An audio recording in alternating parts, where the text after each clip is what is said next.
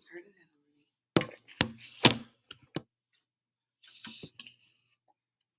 All right. Thanks for letting me observe you, Alex. Yeah, no problem. It was a pleasure to be in your room and see kind of how things work down here in the Spanish department. From that lesson, I know we just kind of overviewed it right there, but what did you want the students to learn entering the lesson? So this was like the very beginning of the unit. So we were introducing vocabulary and those types of things. So in this type of a lesson, because my ultimate goal is that they can apply and use the language. But during this lesson, I had a smaller goal. My goal was to get them familiar with a new set of vocabulary words. Mm-hmm. So it was a pretty simple goal. That was it. It was becoming familiar and getting, I think, also maybe ready and excited about the new. Yeah, and just the group of kids they had, they seemed excited about it. They kind of I'm lucky. I have a good group. It's a really good class. How do you know that they learned that vocab? So I think they wouldn't be able to participate in the activity without learning at least some of the words. Mm-hmm. So I know that they learned at least a few of them, but I mean learned depending on how we use that word too, because I know that they are at least familiar with some of the words. Right. They did show me at the end with their exit ticket that they were able to use at least a few of them, put them into complete sentences and use them that way. Yeah. But at this point, I only know that they're kind of familiar with some. Yeah, so, fair enough. Where do you think they fell short in that lesson? I think if anything, it was obviously like a very rote memorization type of an activity. And so that's never the focus of my class, I hope, as a whole, not my... Yeah. This period happened to be kind of a lot of rote memorization. Mm-hmm. If anything, because this is like a high-level, high-achieving class, if anything, I could have put a little bit more of the responsibility on them to know them before they came into the class, maybe. Mm-hmm. I thought, and for first day in the unit, I thought it was a really good lesson. It was really well. It was fun, and they did. They did. Mm-hmm. They were engaged, at least. So kind of like going off what you just said there, how could you adjust maybe this lesson for next year, or if you maybe taught the lesson again, like if that was 7th period and you taught an 8th period, how would you kind of adjust from period to period? Yeah, I think as I'm like reflecting on it to think about what I want to do in the future, I do think because this is a really high level group, I don't maybe put enough responsibility on them. So it could have easily been their assignment to just go through the words, fill out the vocabulary sheet, and then I wouldn't have had to use those 7 minutes of instructional time, and we could have maybe. Right. So maybe I could adjust that way. Maybe I could have had them switch seats more often. They would have been exposed to more words. They only had to switch a couple of times. They would have had. Then it just depends on: do you want them to learn a smaller number of words a little bit better, or do you want them to learn more words? Do less more. Yeah. That's what I would say. So like. The classes that I teach, I could not just send homework home with kids and like just expect them to come back and have it kind of like that flipped classroom idea. Have you tried that with any of your higher level kids? I haven't really. It's even in the higher level classes, it is really hard for them to get them to do stuff out of class, because then you have also as my wheels are spinning as we talk, I'm thinking, okay, yeah, it'd be great if they already had that filled out. Well, what am I going to do with the kids that don't? Right. And then how does that affect the flow of our activity? And what is that? So I haven't. I am interested. Especially when we were out for COVID and stuff, there are a lot of times when I'm like, gosh, I have a lot prepared online that they don't need me for, that they can do. Mm-hmm. And then we can do more application things in class. So yeah, that's something that I would like to try to do more often. And I didn't write this down or anything, but like if that's something that you're interested in, we could probably bring in like an instructional coach and they could help you with it, or build up your class pages. And obviously last year our class pages are pretty built up already, right. But that could be an area if like for your ICDP or something like that, we could totally look into that. Yeah, that's a good idea. Some things I thought you did really well that stuck out to me. So this is based on like the Iowa teaching standards. Yeah. And you kind of have it there in front of you, but standards 1, 2, 6, and 7, I thought really stood out in the lesson. And obviously over the course of a year, even just like a couple lessons, you would show mastery of all 8. But the 4 that stood out to me were standard 1, because you chose to use student data to kind of drive decision making. So you had emailed me earlier in the day, or maybe the day before, like you had done the lesson early in the morning, and then you kind of changed it around because Yep. your plans didn't work out, and that's just good teaching right there. Standard 2, you related ideas from the last chapter. You took like the conjugated verbs and kind of connected it to the new verbs that you guys were learning. Standard 6, obviously you create a positive learning environment. The kids are very engaged. You had a good rapport with them, good back and forth, all that was nice to see. And then you talked about after the lesson, kind of when we stayed after school, was you worked collaboratively with another Spanish teacher to kind of take some grad school classes together. So obviously you're showing growth and improving your own practice. So kind of jumping back down to number 3 right there. Have you, after you taught the lesson for the first time, it wasn't effective, so you just adjusted it? And so like, what stood out to you that were also strengths? I think that a strength of language classes in general is that our kids are in general engaged. I think that's always a strength that like, I don't think my kids ever have the chance to get bored or, I mean, even if they, you talk about like kids sleeping in class or something like that's just not something that happens because you can't. I mean, like I think we chunk it well, or I chunk it well. It's hard for me to talk about myself positively, but I think I chunk up the lesson well too, so they're never doing one thing for too long. So I think that keeps them engaged, kind of keeps them, I don't know, doing something different. They're always doing too. It's not a lot of like sit and get. So you guys have a lot of hands on it too. Yeah. So maybe kind of obviously there's a lot of positives from this. And personally, I didn't see like any negatives per se in that lesson. But just something that stood out, and we kind of talked about this before, and you mentioned it earlier, it was you just have a lot of high achieving kids. Yeah. And that's just kind of the nature of the classes that you teach, and that is awesome. So kind of if you were to give some advice to maybe to like a younger Spanish teacher that maybe has like Spanish 1 or Spanish 2, like some disengaged kids, how could you engage kids with diverse needs, especially in like the lesson that you just did, kind of. Yeah. So, well, and I'm even thinking too, I have a student with the 504 and she was able to complete that activity. She participated. I think she had fun. But I was even thinking that maybe they didn't all have to have the exact same number of words. If I were in a different level of class, I could have said maybe take how many you're comfortable with, or I could have probably done just more, even as a whole class, more like repeating me as we went through the words, because we just kind of fly through them quick. Yeah. But I know when it wasn't their word, they maybe weren't focused on what the actual word was as much. So maybe like more repetition that way. I could have also partnered them up and had them kind of working together.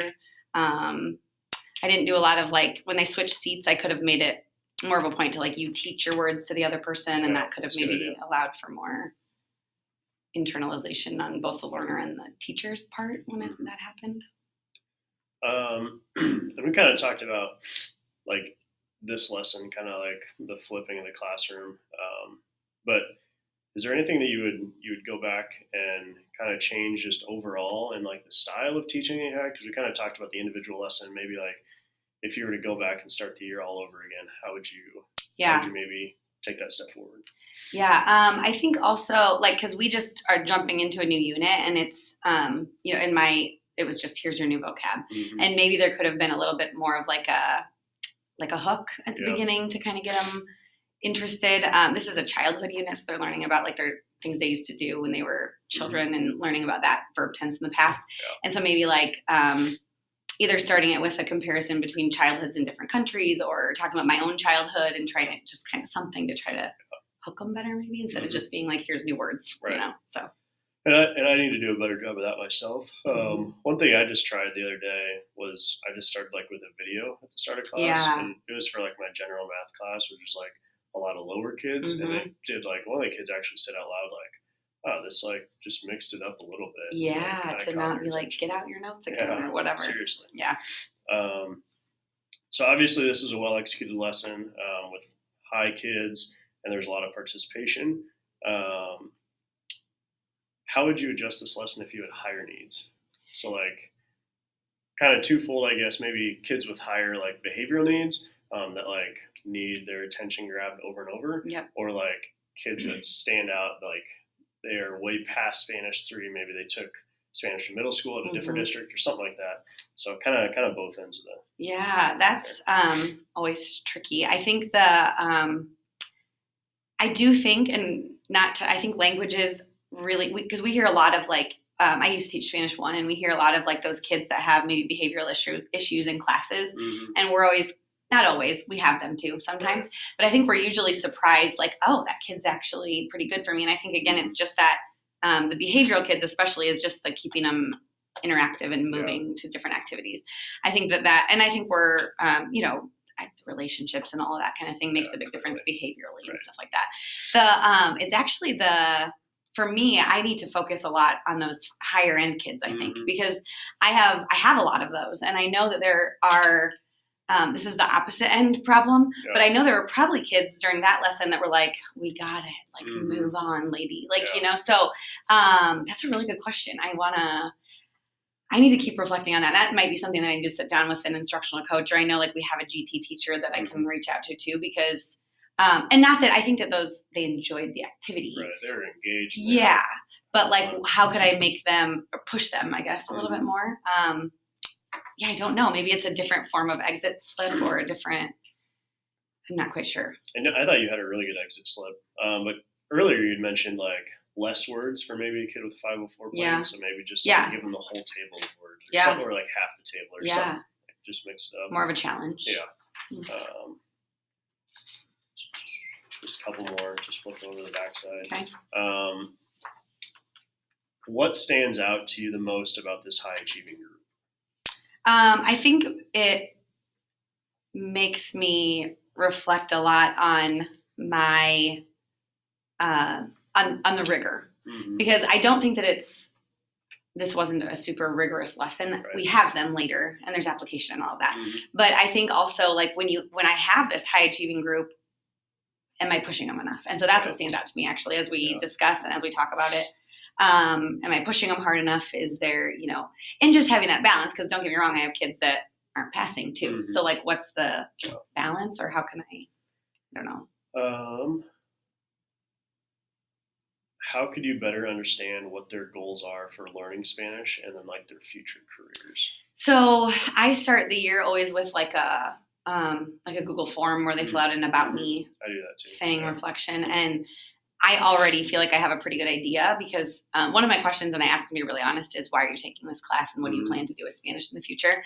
And I say, and if it's nothing, tell me nothing. And if you took this class so you never have to take a language again, tell me that, because that makes a big difference too. So I always just try to tell them to keep that in mind, and the ones that never plan to take it again, then I say you can focus on the fact that languages are statistically shown to make you a better math problem solver and a better English speaker and a better whatever. And those that want to continue, well, they have their own goals and reasons that they want to. But I think I could maybe remind them of that, or make them reflect on that too more often. But how can you connect this lesson to the students' future plans? It's like, how do you take that Google form and kind of use it 3 months later? That's a good question too. I always, we don't have a very high Spanish speaking population in Indianola. So I always think about, because I think that if there are things we can do to like, use our Spanish and put us into the community or something, that's always effective. This one's hard too, because it's not a unit where, like, when we talk about giving directions or something, you're like, oh, well, duh, when I travel, or if somebody, but talking about your childhood is kind of like, okay, how can we apply that? That's a good question, actually. I don't know. Another thing I'll think about. That's something that we could discuss kind of later on. If we have a coaching cycle or something. Yeah. How could we get the students to make connections between Spanish and their goals by themselves? So like not teacher directed, kind of like student driven. That's another thing I've been thinking about too, is I know there are I follow just like some blogs of teachers and Spanish teachers, and they have like a more organized way of having a portfolio, or whatever you want to call it, or even some sort of reflection doc that the kids are responsible for, where they can kind of monitor their own progress. We also talk about, I want my kids to know that like their letter grade doesn't show how proficient they are all the time. And so like maybe even I need to do a better job of saying, like, this is what a novice low Spanish speaker can do. And this is what a novice mid and a novice high learner can do, and an intermediate low, and like recognizing themselves, like, here's where I am because this is what I can do. And we don't do enough of that. You always think time, we don't have time and whatever. But that's something I should probably make a priority. I think the portfolio is a good idea. Yeah. What would making these connections for your students do right now in the short term? Like if you were to kind of start something today, how could that affect them by the end of the week? Well, I think that just making them aware that it's not just in this classroom. And I think I know that, and we might mention it a few times, but I think first, and it won't do it for all of them, but I think there are some kids that if they can make that click that like, oh, this is relevant and real to my future. It could just make them more engaged and more not just going for a grade and going for like the learning part. So a lot of my high achievers just want the A and they don't want to learn anything. So same kind of idea. What would this connection do for your students down the road? So whether that's at the end of the school year, a couple years from now, after college, something like that. Yeah, that could. I think if I can make them see value in learning the language, that it can actually affect their path in a big way, because some of them that think, I always tell them too, when I was a junior in high school, which is their exact age, I never had any intentions of studying Spanish again. So just reminding them that like, even no matter how much they think they have things mapped out, they might change their mind down the road or whatever. And just encouraging them that Spanish is one of those things that, you can't really tell me a job that it couldn't benefit you in some way. So, I think that could make them kind of either continue studying it or think about their career choices. So kind of now what, like after we've had this discussion, what activities could you try to kind of make that next step for them making the connection? So I think just making them reflect more. I think that portfolio would also tie into that, because it could be like as you're showing growth in the language, you can also take a minute when you're doing that portfolio to reflect on like, where am I going with this? Why? What am I doing? That kind of a thing. And then what can I do to help you make that next step? I would love even just like resources on ways to adjust for the higher end kids, the ones that are getting it really well. I feel like I'm supportive of the ones that are lower that need my help, and I don't feel like sometimes I'm supportive of those. So maybe strategies for that. Yeah, for sure. Yeah. And I think in my classroom I have same kind of issues. Yeah, especially with the kids that I teach. Yeah. And then this is just kind of overall, just all about you to kind of wrap it up. What strengths do you see in yourself as a teacher? Like, what do you like about yourself? I think I am super passionate about what I do. I think that my kids know that. I think that it is evident to them. I think that I mix things up a lot. I think I keep them kind of on their toes and engaged. How have you developed those skills? How have you gotten your passion for Spanish? Part of it is just my personality too. I think that I just am an energetic person overall, and I think that is something that, I just am that way. But also I think just my experiences with, I think the way that my life maybe didn't go down the path that I thought it was going to go down, kind of changed me that way too, because I wasn't passionate about Spanish. And so living in the community and doing those things kind of made me that way. I'm married to someone who speaks Spanish. All those things just kind of keep me super passionate about it. Yep. And then how do you, obviously we've talked about this one, but how do you highlight these skills in your teaching? Bring that passion? Yeah, I think the mixing it up is the biggest thing. When I see or hear of a lesson or a teacher who is talking for more than 10 to 15 minutes, I'm surprised, because that's not something that I do.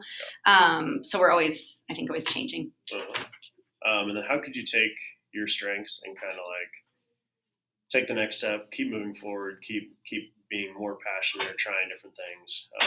What kind of things could you maybe try? I think I'm always looking for something new, something fresh. And I think that's what keeps the kids engaged. And so, I was really familiar with using, we use Nearpod in Spanish class. And so then I was like, I'll try a Pear Deck. And it's essentially the same thing, but something about the mixing of the platform and the different, each thing has something different to offer. And so just finding new things like that. Yeah, that's kind of what I've kind of made that connection with like Quizlet versus Quizlet Yes. versus Lookit. Like Yep. it's the same idea. The Yep. kids just love mixing it. Love a new thing. Yep.